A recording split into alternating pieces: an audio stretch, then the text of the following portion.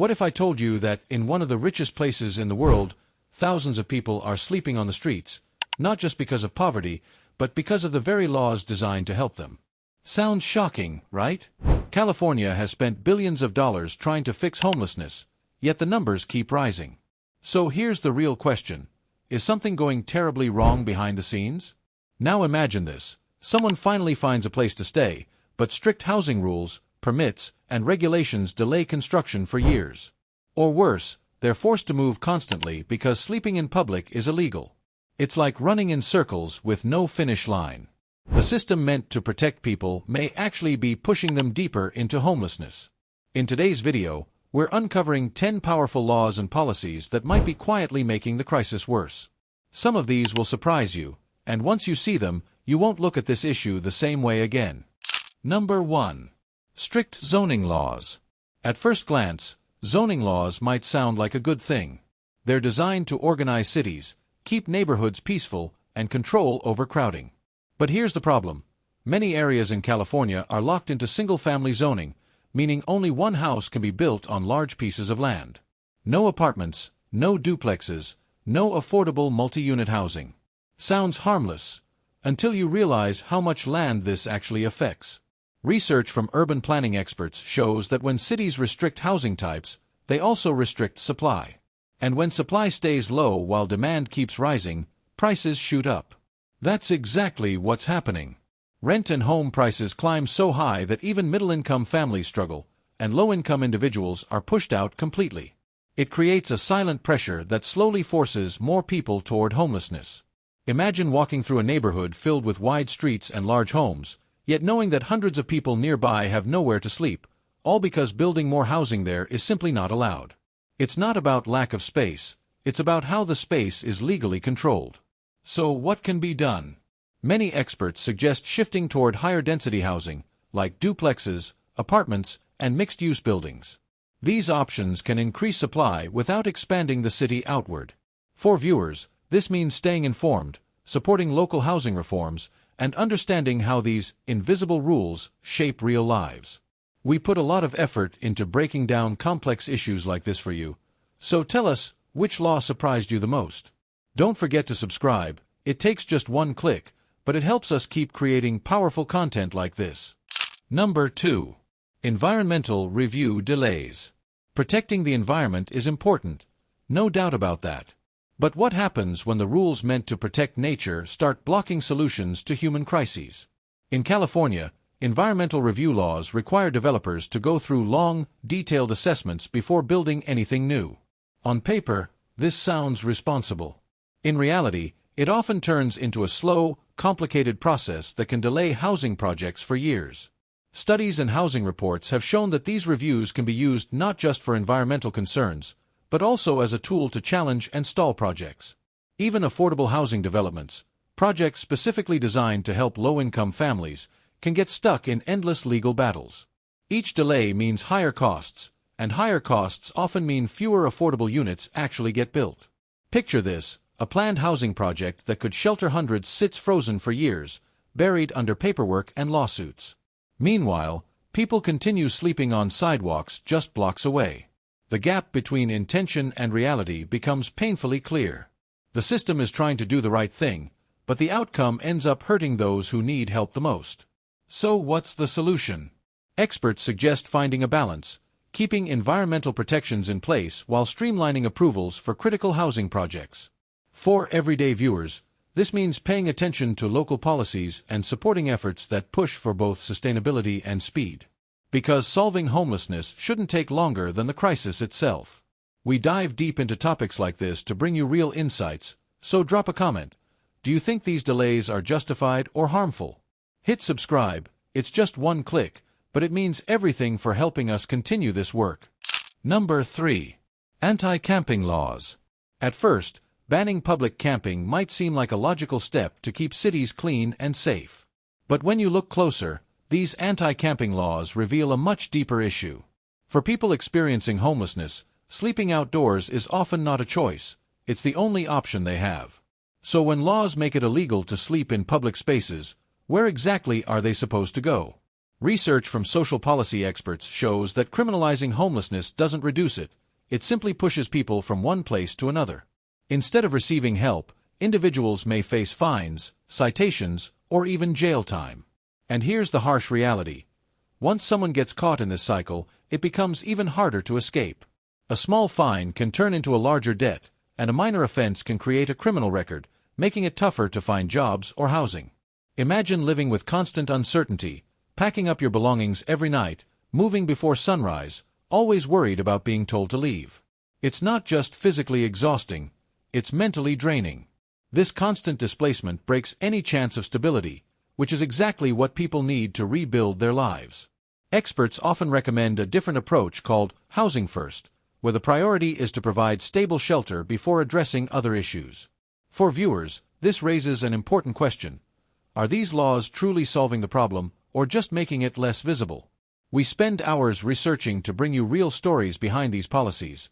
So tell us honestly, should sleeping in public ever be a crime? Subscribe now, it's one simple click, but it helps us keep uncovering truths that matter. Number 4. Rent control limitations. Rent control is often seen as a lifeline. It's designed to keep housing affordable by limiting how much landlords can raise rent each year. And for many tenants, it absolutely provides short-term relief. But here's where things get complicated. These laws don't always solve the bigger problem, and in some cases, they may actually make it worse. Research in housing economics shows that strict rent control can discourage property owners from renting out their units. Some landlords choose to convert rentals into condos, sell their properties, or simply stop maintaining them because profits are limited. Over time, this leads to a reduction in available rental housing, especially in cities where demand is already high. And when fewer homes are available, prices for uncontrolled units can skyrocket. Now imagine this situation. A few tenants benefit from stable rent, but thousands of others struggle to even find a place to live. The system ends up helping some, while unintentionally pushing others out of the market completely. It creates a divide where access to affordable housing becomes more about luck than availability. That doesn't mean rent control is bad, it just means it needs to be part of a bigger strategy. Experts suggest combining it with policies that encourage new construction and investment in housing. For viewers, it's important to understand that real solutions often require balance, not extremes. We break down complex policies to give you the full picture. So what's your take? Is rent control helping or hurting overall? Tap subscribe, just one click, and you help us keep creating content that truly matters. Number 5. Building code restrictions. Building codes are meant to protect people. They ensure homes are safe, durable, and built to high standards. But here's the hidden issue. These strict regulations can sometimes make housing so expensive to build that affordable options simply disappear. What starts as a safety measure can quietly turn into a financial barrier. Research in construction and housing policy shows that every added requirement, whether it's specific materials, design standards, or safety features, can significantly increase the cost per unit. While these features are valuable, they can make it nearly impossible to build low-cost housing at scale. Developers often pass these costs on to buyers or renters, making even basic housing unaffordable for many people. Now picture this, a simple, low-cost housing project, like tiny homes or modular units, ready to provide shelter quickly. But due to strict code requirements, the project gets delayed, redesigned, or even cancelled. Meanwhile, people who could have benefited are left waiting, sometimes with nowhere to go. The intention is safety, but the outcome can be limited access. Experts suggest introducing more flexible building standards for certain types of housing, especially emergency or low-income solutions. This doesn't mean lowering safety, it means adapting rules to fit different needs. For viewers, it's worth asking, should every home follow the same rules, even if it prevents people from having any home at all? We dig deep to uncover the real impact behind these rules. So tell us, should safety standards ever be relaxed for affordability? Subscribe now, it's just one click, but it helps us keep bringing you meaningful content. Number 6. Parking minimum laws. It might sound surprising, but one of the biggest hidden costs in housing has nothing to do with the home itself, it's parking spaces. In many parts of California, laws require developers to include a minimum number of parking spots for every housing unit built. At first, it seems convenient.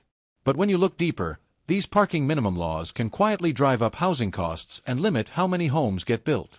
Research in urban planning shows that constructing parking, especially underground or structured parking, can add thousands, sometimes tens of thousands of dollars per unit. That cost doesn't disappear. It gets passed on to renters and buyers. Even people who don't own cars end up paying for parking spaces they don't use. Over time, this inflates housing prices and reduces affordability. Now imagine a piece of land that could hold a small apartment building. Instead, a large portion of it is used for parking spaces, many of which sit half empty. That space that could have been used to house real people. In cities facing a housing crisis, this becomes a serious trade-off. Cars get priority over shelter. Experts suggest reducing or eliminating these requirements, especially near public transportation. For viewers, it raises an important question. Should every home come with parking, even if it means fewer homes overall? We explore details most people overlook. So tell us, would you give up a parking spot if it meant more affordable housing? Hit subscribe. It's just one click, but it keeps us going and growing.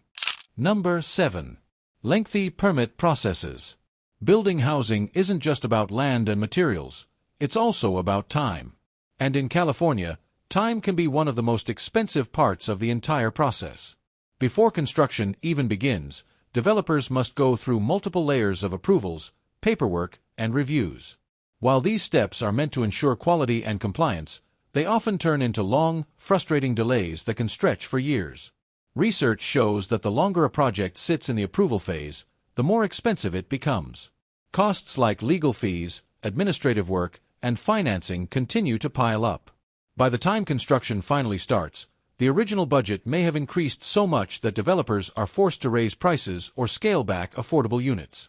In some cases, projects are abandoned entirely because they're no longer financially viable. Imagine waiting years for a housing project that was supposed to help your community, only to see it delayed again and again. Meanwhile, rents continue rising, and more people are pushed out of stable housing. It's a slow-moving problem, but its impact is very real. Delays don't just affect buildings, they affect people's lives.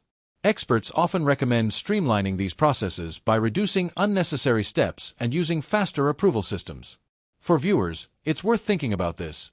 How many homes could have been built if the system moved just a little faster? We put in serious effort to break down these hidden issues, so tell us, how long is too long for housing approvals? Subscribe with one click. Your support helps us keep uncovering stories that matter.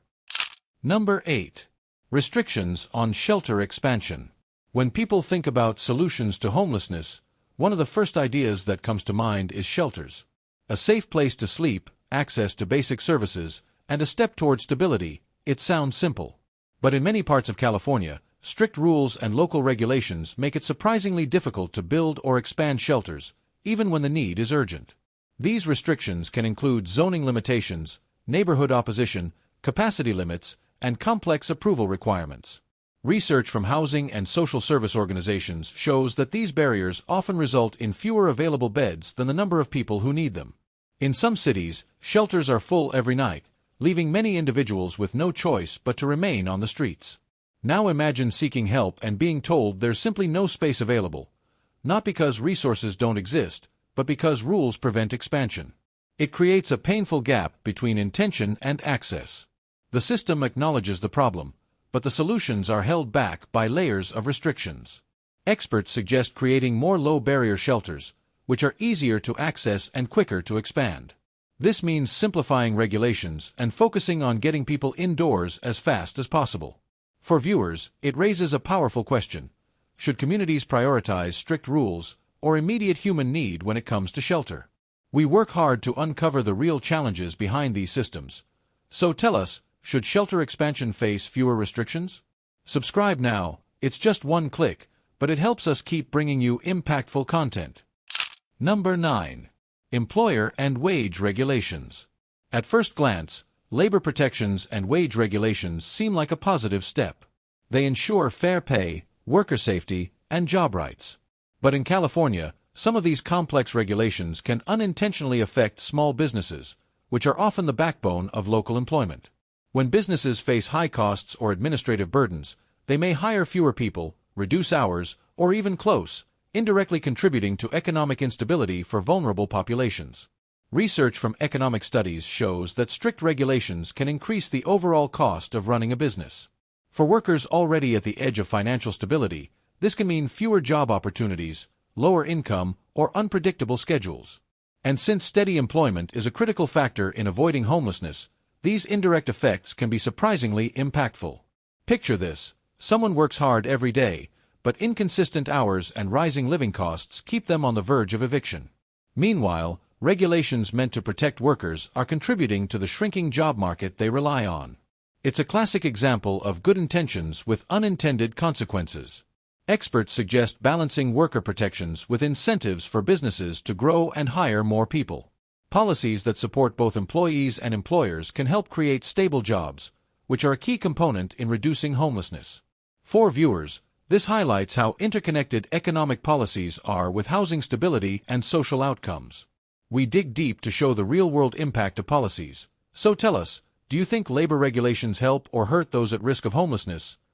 Subscribe now, just one click, and you help us keep revealing the truths behind the numbers. Number 10.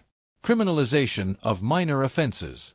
It may seem obvious that laws against loitering, panhandling, or minor infractions help keep cities orderly. But for people experiencing homelessness, these minor offenses can have devastating consequences. Instead of providing support, the system often punishes survival, creating a cycle that's almost impossible to escape. Studies show that when individuals accumulate fines or criminal records for behaviors tied to homelessness, it becomes significantly harder to find jobs, housing, or social services. A person trying to survive outdoors might receive a ticket one day, spend time in jail the next, and then face barriers to basic opportunities, all while having no permanent home. The result is a vicious cycle where minor legal violations compound the struggles of already vulnerable populations.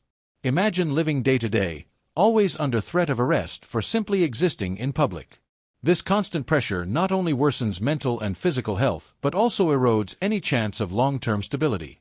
While cities may believe these laws maintain order, the unintended effect is to deepen homelessness rather than reduce it. Experts advocate shifting toward rehabilitation and support programs rather than punishment. By addressing root causes, such as lack of housing, mental health services, and job opportunities, cities can help people escape homelessness instead of pushing them further into it. For viewers, it's a powerful reminder: punishing the vulnerable rarely solves the problem. Understanding and support do. We pour countless hours into exposing the hidden impacts of these laws. So tell us, do you think minor offenses should be criminalized for homeless individuals? Subscribe with one click. Your support allows us to keep sharing insights that truly matter. California's homelessness crisis is complex, heartbreaking, and, in many ways, self-perpetuating. As we've explored in this video, it's not just about a lack of homes. It's about the laws and policies that shape how housing, jobs, and public spaces function. From strict zoning and parking minimums to criminalizing survival and delaying housing projects, well-intentioned rules often end up creating barriers that worsen the very problem they aim to solve. When you step back and look at the patterns, a theme becomes clear: good intentions don't always equal good outcomes. Policies that focus on control, restriction, or punishment may feel proactive, but they often push people further away from stability. Meanwhile, solutions that emphasize housing-first approaches, flexible regulations, and supportive services tend to create real, measurable change. The difference between a system that helps and one that hurts can be subtle, but the consequences are anything but. Understanding these laws is not just an academic exercise. It's about seeing the human stories behind the numbers. Every delay in construction, every criminalization of minor survival acts, and every restriction on shelter expansion translates into real lives disrupted, families separated, and individuals trapped in a cycle they didn't create. For viewers, this means being aware, staying informed, and advocating for policies that prioritize people over paperwork. Homelessness isn't inevitable.